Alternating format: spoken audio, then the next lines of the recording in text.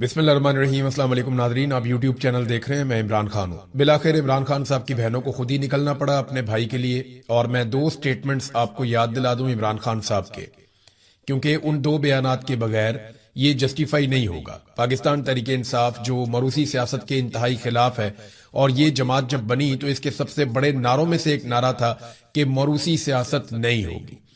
तो एक तो ये बात आप जहन में रखें कि जब इमरान खान साहब अपनी पार्टी की आदत से बहुत ज्यादा मायूस हो गए और उन्हें कैद तन्हाई में डाल दिया गया, तो उन्होंने दो मरतबा अपनी बहनों को एक खास पैगाम भेजा तो बार बार, लेकिन दो खास पैगाम हैं।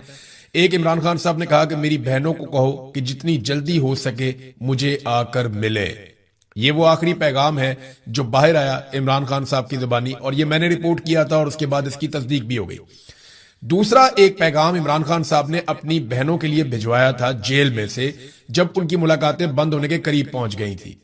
तो इमरान खान साहब ने कहा था कि मेरी बहनों से कहो कि मेरे लिए आवाज उठाएं, क्योंकि उन्हें इस बात की समझ आ गई थी कि पॉलिटिकल लोगों को मिलिट्री एस्टेब्लिशमेंट ने बहुत हद तक दबा दिया है, और अब किसी भी लेवल तक अगर कोई जाएगा इमरान खान साहब के लिए तो वो या पाकिस्तान के अवाम है या इमरान खान साहब की बहनें। तो उन्होंने दो मरतबा अपनी बहनों को यह पैगाम भेजा, और उनकी बहनें बार बार अडयाला जेल के बाहर आती रहीं। उन्होंने सारी कोशिश की, बार बार पॉलिटिकल पार्टी को बुलाती रहीं।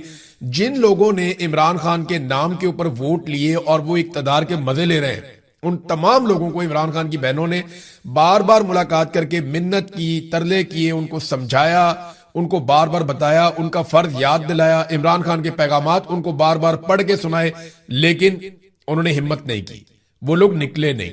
तो बिलाखिर इन खवातीन को अब खुद निकलना पड़ रहा है। अलीमा खानम साहिबा पहुंची खैबर पख्तूनख्वा में, और यहां से उन्होंने आगाज किया है। अकराम के इलाके में हजारों लोगों ने उनका इस्तकबाल किया। तेमरगढ़ में गई, वहां पे भी बहुत जबरदस्त उनका जो इस्तकबाल है वो हुआ है। अब वो चित्राल की तरफ जा रही हैं, वहां पे वो एक तहरीक चलाएंगी। खैबर पख्तूनख्वा से वो तहरीक चलाती हुई बज़ाहिर ऐसे दिखाई देता है कि फिर वो पंजाब में जाएंगी, वहां पे तहरीक चलाएंगी। और कोशिश ये है अलीमा खानम की, ये तीनों बहनें मिलकर इस तरह का एक मोमेंटम बिल्ड करें कि दबाव डाला जा सके मौजूदा हुक्मरानों के ऊपर। अब सियासी लोग कर दे ही रहे। पहले आप सुन लें कि अलीमा खानम ने कहा क्या। एक तो जो ये मंसूबा बनाया जा रहा था, मैंने आपको पहले बताया था कि पार्टी के अंदर ये सोच पैदा हुई थी और इसके बारे में बार बार बात की गई थी कि बड़े पैमाने पर एहतजाज शुरू किया जाए और एक तहरीक शुरू की जाए, और उसके लिए डेट रखी जाए 5 अगस्त। लेकिन फिर मैंने आपको बताया कि मिलिट्री एस्टेब्लिशमेंट बीच में पड़ गई, और उन्होंने पाकिस्तान तहरीक इंसाफ को कहा कि आप इसकी कॉल देंगे आखिरी हफ्ते में, आखिरी 2 हफ्तों में आप कॉल देंगे, 1 या 2 हफ्ते में, यानी जुलाई के आखिरी 10 दिनों में आप कॉल दे सकते हैं। और फिर 5 अगस्त को जो आपका एहतजाज होगा वो सिर्फ 1 दिन का होगा, इससे ज्यादा आपने एहतजाज नहीं करना। तो अलीमा खानम ने उसको मुस्तरद कर दिया। उन्होंने कहा जी ये क्या बात हुई कि 1 दिन के लिए इमरान खान के लिए। उन्होंने कहा जी अब हम मुस्तकिल दबाव डालेंगे, और दबाव के नतीजे में इमरान खान साहब का ना सिर्फ आंख का इलाज करवाएंगे बल्कि उनके हकूक भी उन्हें लेकर देंगे। जो जाली केसेस हैं, इमरान खान साहब जेल में बंद है, उनको आजादी मिलनी चाहिए, सादी सादी बात है। पहले सुने अलीमा खानम ने क्या कहा और फिर रद्द-ए-अमल किस तरह का आ रहा है। उन्होंने कहा इमरान खान की आंख जानबूझकर जाया की गई है। क्या ये पाकिस्तान में इमरान खान की आंख का इलाज भी नहीं करवा सकते? ये इतने कमीने हैं। इमरान खान कहते थे दुश्मन हो और कमीना ना हो, लेकिन ये दुश्मन भी है और कमीना भी है। उन्होंने जानबूझकर कैद तन्हाई में रखा हुआ है। फैमिली की अव्वलीन तरजीह इमरान खान का इलाज है। इमरान खान ने कहा हुआ है कि जिद्दोजहद इबादत है, इस जुल्म के खिलाफ खड़े होना है। इमरान खान को 8 महीनों से कैद तन्हाई में रखा हुआ है। इमरान खान कैद तन्हाई में है क्योंकि ये इमरान खान से खौफ खाते हैं। इमरान खान से खौफ इसलिए खाते हैं क्योंकि इमरान खान अवाम की आवाज है। वक्त आ गया है कि अब जब हम निकलेंगे तो वापस घरों को नहीं आएंगे। अडयाला में जा जाकर पंजाब के लोगों का खौफ भी खत्म हो गया है। खैबर पख्तूनख्वा पहले जिम्मेदारी लेगा और फिर पंजाब भी उसके साथ निकलेगा। इमरान खान ने कभी नहीं कहा कि मेरे लिए भीख मांगो। इमरान खान ने हमेशा यही कहा कि मैं जेल में मर जाऊंगा लेकिन यजीद के सामने सर नहीं झुकाऊंगा। इमरान खान के लिए दबाव बढ़ाना होगा। तहरीक का मकसद दबाव बढ़ाना है।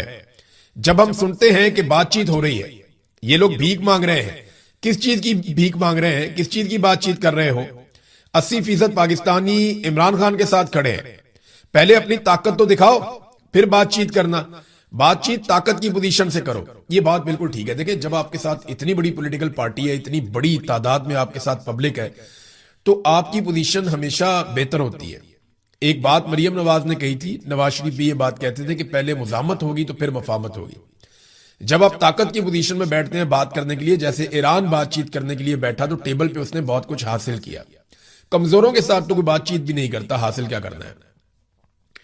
इमरान खान ने 1 साल कबल कहा था कि खैबर पख्तूनख्वा में अपनी तंजीम को मजबूत करो। सुहेल अफरीदी को स्ट्रीट मूवमेंट का कहा था। वक्त आ गया है, तहरीक को आगे बढ़ाओ, तंजीम मजबूत करो, सब कारकुनान अपने MNAs MPs पर दबाव बढ़ाएं। हुकूमत पाकिस्तान कोलैप्स कर चुकी है। ये वो बात है जो मैं कई दिनों से आपको बता रहा हूं कि ये मुकम्मल तौर पे कोलैप्स कर गए। आसिम मुनीर साहब के हाथ पांव फूले हुए हैं, उनका रजीम मुकम्मल तौर पे नाकाम हो चुका है। अब वो ये सोच रहे हैं कि मलबा डालना किस पर है।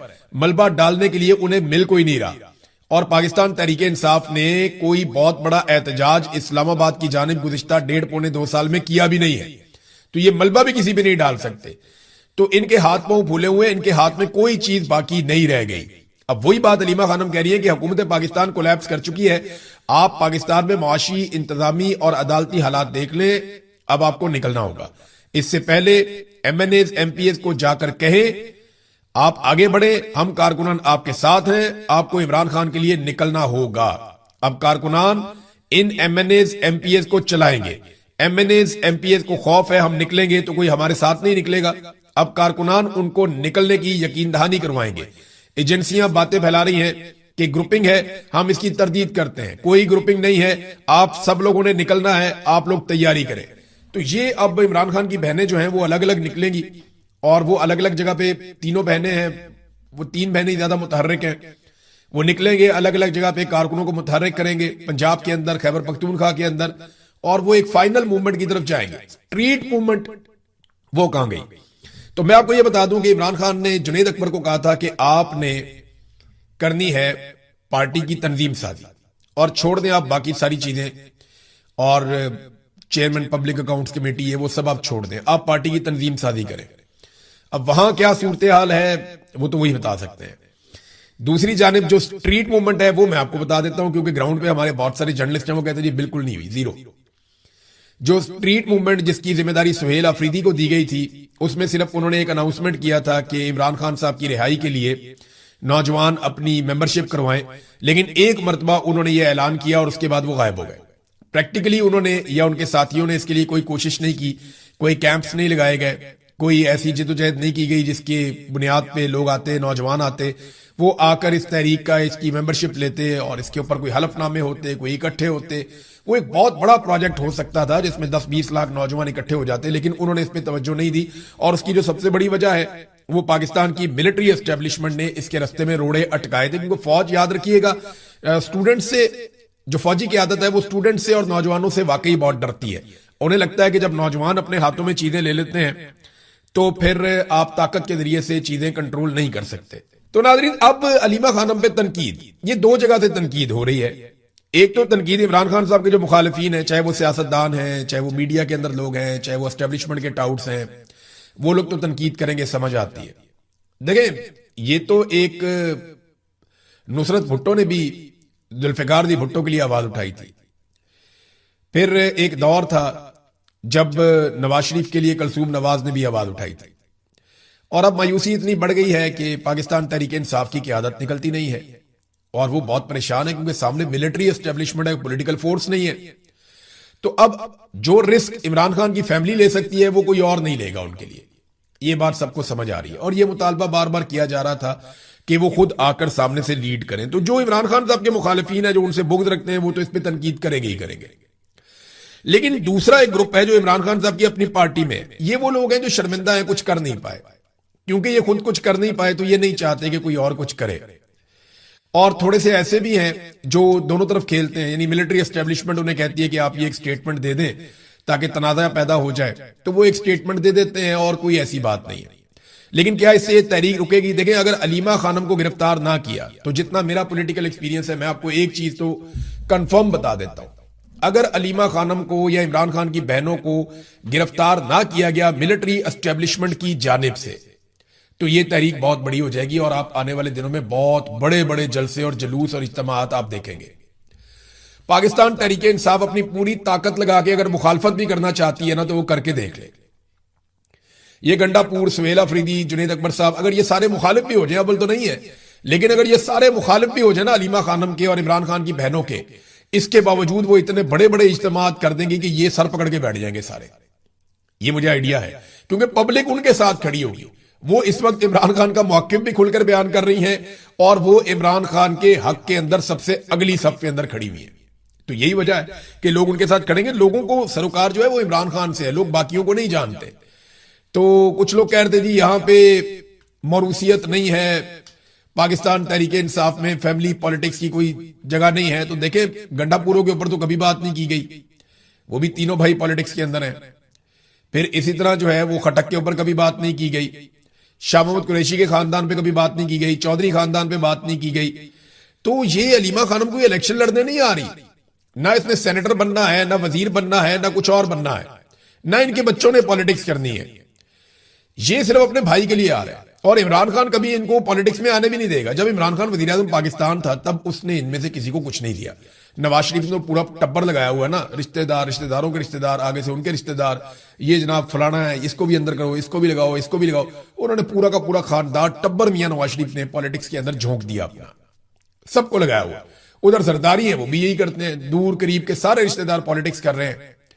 लेकिन इमरान खान ने ऐसा नहीं होने दिया। उन्होंने अपने रिश्तेदारों को, गो कि उन्होंने बहुत स्ट्रगल भी की कुछ लोगों ने, लेकिन उन्होंने नहीं। मैं जाती तौर पे समझता हूं कि हसन न्याजी की ये अब उसका हक बन गया है, यानी ये उसकी रिस्पॉन्सिबिलिटी भी बन गई है।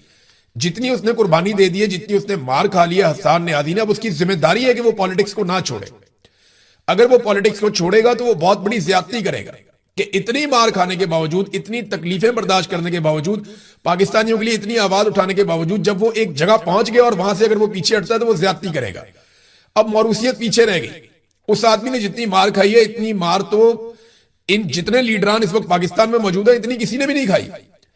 वो फौज के पास कैद तन्हाई में रहा लंबे अरसे तक, उसको फौजी अदालत से सजा दिलवाई गई। तो अब इस खानदान में कम से कम ये एक आदमी तो ऐसा है जिसका मैं हमेशा हमायत करूंगा अगर वो कभी भी कहेगा कि मैं पॉलिटिक्स में आता हूं, और अगर वो कहेगा कि मैं पॉलिटिक्स में नहीं आता तो मैं उसकी मुखालफत भी करूंगा कि यार इस जैसे लोग अगर पॉलिटिक्स में नहीं आएंगे ना तो फिर पॉलिटिक्स को नुकसान होगा और पाकिस्तान की पॉलिटिक्स आगे नहीं बढ़ेगी।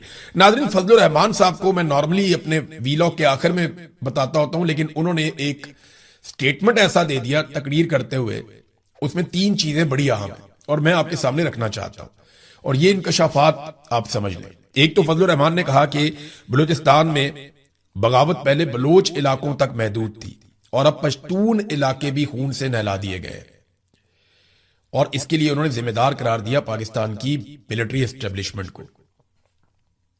उन्होंने कहा कि अब वहां से 50 लाशें आ रही हैं जो पश्तून इलाके हैं और वहां पे बगावत पहुंच गई है। कोई रियासती रिट बाकी नहीं है, बच्चे स्कूल नहीं जा सकते, मगरिब के बाद पुलिस बाहर नहीं निकल सकती। ये हालात बलूचिस्तान में और खैबर पख्तूनख्वा में दोनों जगहों पे है, लेकिन बलूचिस्तान का तो बेड़े ही गर्क हो गया। फजलुर रहमान साहब ने दूसरा इंकिशाफ किया कि हमें कहा जा रहा है कि हम लश्कर बनाकर निकले, हथियार उठाकर निकले। उन्होंने कहा जी हमने तो इनकार कर दिया कि हम हथियार उठाकर नहीं निकलेंगे, आप हमें लड़वा देंगे, फिर आप बीच में से निकल जाते हैं और वो ये कहते हैं कि आप यहां पे हमें कत्लो गारतगिरी की तरफ धकेल रहे हैं। हमने कोई लश्कर नहीं बनाना, हमें कोई किसी किस्म की लड़ाई के अंदर आप ना धकेलें। फिर आप हमारे ऊपर एहसान चढ़ाते हैं कि आपके लोग शहीद हो रहे हैं, खून बह रहा है। भाई आप इसके लिए पेटी बांधते हैं, तनख्वाह लेते हैं, हम आपको अपने खून पसीने की कमाई से टैक्स देते हैं और उसमें से आप तनख्वाह लेते हैं। तो आपको जिस काम के लिए तनख्वाह दी जाती है आप वो काम करें, अपने खून का एहसान हमारे ऊपर मत डालो। ये फजलुर रहमान साहब ने कहा क्लियर अल्फाज में। ये बात अगर कोई पाकिस्तान तरीके इंसाफ का आदमी कहता तो उसको इंडिया का एजेंट करार दे दिया जाता, लेकिन फजलुर रहमान साहब को इतनी तो छूट है। उन्होंने बड़ी क्लियरली ये बात की कि अगर फौजी या पुलिस वाले शहीद हो रहे हैं तो भाई तुम तनख्वाह लेते हो इस काम के लिए, अपने खून पसीने के पैसे से हम तुम्हें देते हैं तनख्वाह अपनी हिफाजत के लिए, तो तुम ये ऑप्शनल तो नहीं था, तुमने खुद ही कहा था कि हमने ये नौकरी करनी है, हमें पैसे मिलने चाहिए, तो मिल रहे हैं, अब लड़ो। हमें क्यों कहते हो कि लश्कर बनाए और बना के बंदूकें उठा के असला हम इनके सामने मुकाबले में आ जाएं, आप निकल जाएंगे, हम यहाँ कत्लो गारतगिरी में मारे जाएंगे जैसे हमेशा होता रहा। तो फजलुर रहमान साहब ने ये बात की। और तीसरी बात जो फजलुर रहमान साहब ने की, उन्होंने कहा जी अगर इलेक्शन लड़ना है ना तो वर्दी उतारो और आ जाओ मैदान में, पता चल जाएगा कि आपको कितने लोग वोट देते हैं और कितने लोग आपको मुंतखब करते हैं। फजलुर रहमान साहब ने जरा थोड़ी सख्ती कर दी वर्दी उतारने की बात, मैं चैलेंज करता हूं कि आसिम मुनीर साहब फील्ड मार्शल भी रहे, यूनिफॉर्म भी पहने और इलेक्शन लड़े इमरान खान के मुकाबले में। इमरान खान के क्या, यास्मीन राशिद के मुकाबले में, वो भी छोड़ें आप, सनम जावेद के मुकाबले में इलेक्शन लड़े। सनम जावेद भी मेरे ख्याल में बहुत टफ हो जाएंगे। चलो कोई और सोच लें, आप लोग बता दें। Field marshal Asim Munir uniform पहन के पूरी ताकत इस्तेमाल करके एक फ्री एंड फेयर इलेक्शन लड़े, अपने सारे वसाइल इस्तेमाल करें सरकार के, लेकिन इलेक्शन का रिजल्ट पब्लिक के वोटों के जरिए आना चाहिए। हल्का भी खुद ही चुन लें, शहर भी खुद ही चुन लें। ये इलेक्शन नहीं, एक इलेक्शन नहीं जीत सकते। वो फजल रहमान साहब ठीक कह रहे हैं कि वर्दी उतार के लड़ो, लेकिन मैं तो कहता हूं वर्दी पहन के भी नहीं लड़ सकते। ये सिर्फ बंद कमरों में बैठ के इलेक्शन चोरी कर सकते हैं और कुछ नहीं कर सकते। खैबर पख्तूनख्वा में बहुत सारे ऑपरेशन की इतलात आ रही हैं। इसके बारे में खैबर पख्तूनख्वा की हुकूमत ने एक तरदीद जारी की है और पीटीआई खैबर पख्तूनख्वा ने इसको शाया किया। वो ये कहते हैं कि किसी नए फौजी ऑपरेशन की मंजूरी नहीं दी गई, सोशल मीडिया के दावे बेबुनियाद हैं। बजट की मद में मुख्तस फंड हंगामी सूरत हाल, कुदरती आफात, नकल मकानी और रिलीफ समेत मुख्तलिफ इंतजाम के लिए होते हैं। उन्हें किसी नए ऑपरेशन से जोड़ना हकायक के मुनाफी है। वो ये कहते हैं जनाब हम कोई किसी किस्म का कोई ऑपरेशन नया नहीं होने दे रहे। मेरा एक सादा सवाल है कि एक कानून है खैबर पख्तूनख्वा में, action in aid civil power, जिसके तहत फौज मिलिट्री ऑपरेशन करती है खैबर पख्तूनख्वा में। ये इजाफी इख्तियारात हैं जो पाकिस्तान की फौज को खैबर पख्तूनख्वा में दिए गए, बाकी सूबों में नहीं है। मेरा सवाल यह है कि सुहेल अफरीदी की हुकूमत ने आते ही अनाउंस किया था कि हम ये कानून खत्म कर देंगे। इस कानून को खत्म करने के लिए उन्होंने अभी तक क्या किया?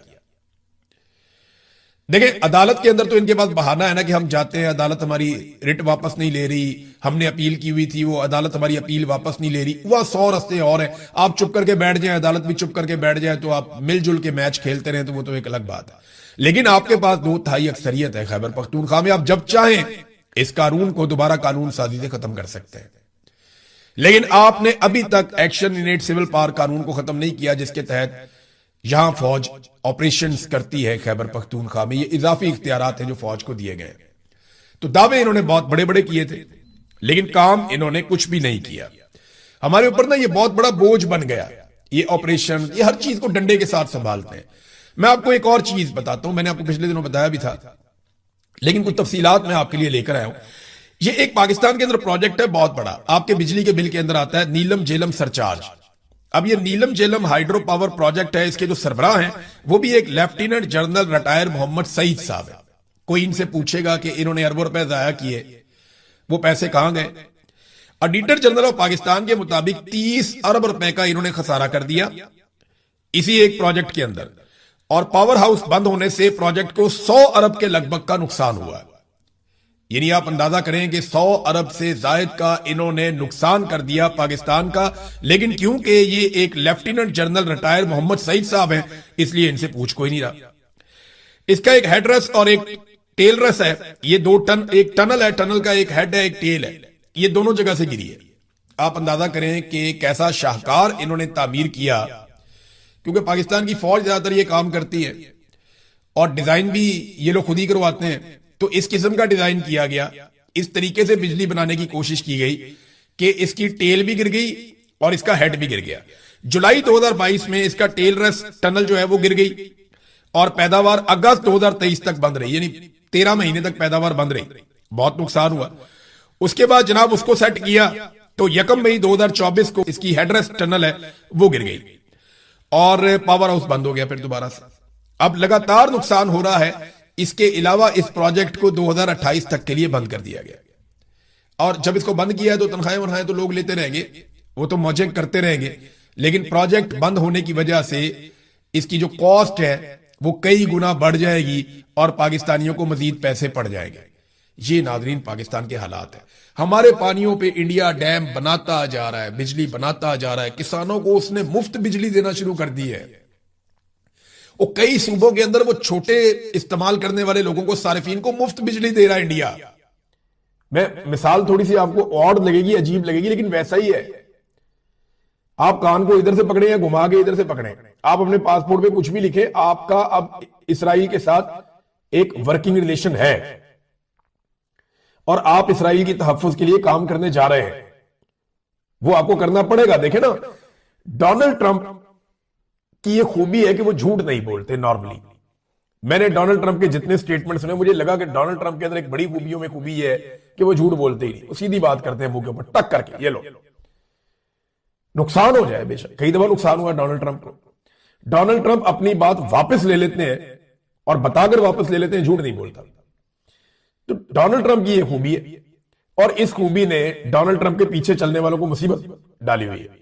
डोनाल्ड ट्रंप अपने मुंह से बार बार कहता है कि मेरा जो गजा अमन बोर्ड है, इसका सबसे बड़ा मकसद हमास का सफाया और हमास को गैर मुसल्ला करना है फौरी तौर पे।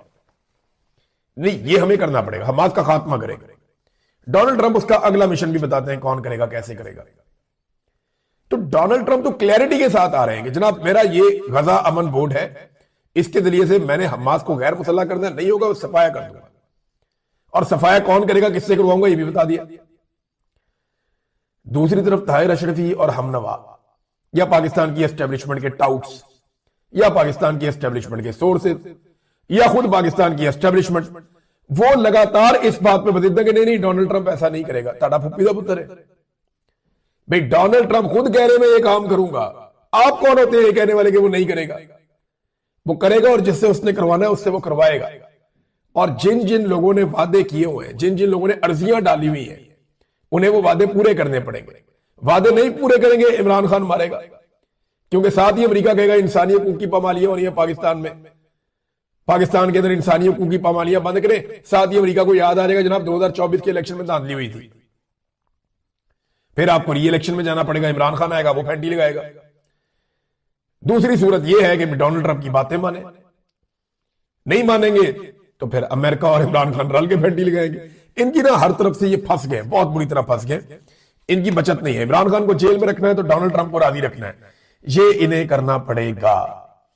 इमरान खान साहब का स्टेटमेंट मैंने आपको सुनाया, देखें कैसा आदमी है, इसने आज तक जो भी कहा वो बातें ज्यादातर दुरुस्त साबित हुई, और एग्जैक्टली ऐसा लग रहा था कि इमरान खान साहब फ्यूचर में देखकर ये वाली बात कर रहे हैं। अब आ जाए जरा डीजी आईएसपीआर।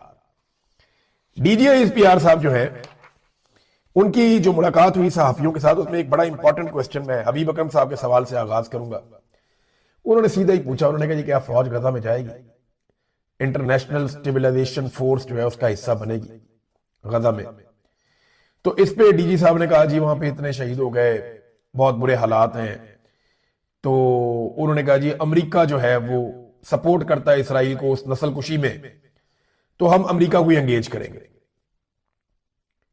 यानी यहां पे ये कहते हैं कि अफगानिस्तान सपोर्ट करता है दहशतगर्दी को, तो यहां अफगानिस्तान को एंगेज नहीं करना, इधर मारो सारों को बम्बों के साथ, ड्रोन्स के साथ, जहाज ले जाओ, मारो सबको, अपने लोगों को भी मारो, उनको भी मारो, इनको भी मारो।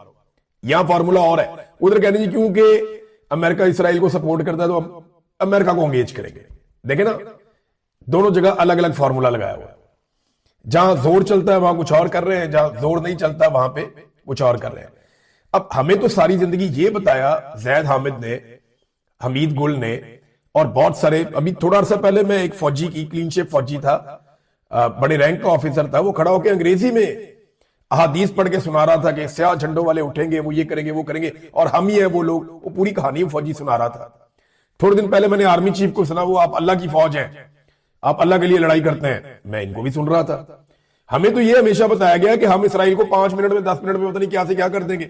वो डीजीआईएसपीआर तो बेचारे बन के बैठे हुए, कहते नहीं जी इसराइल जो कर रहा है वो उसको अमेरिका ही रोक सकता है, हम अमेरिका से ही बात कर सकते हैं, इसराइल को हम नहीं रोक सकते। यानी इसका सादा मतलब तो ये है। अच्छा, उन्होंने ये भी कहा कि अमन बोर्ड में शमूलियत पर आप सियासतदानों और सफारतखानों को क्रेडिट दें।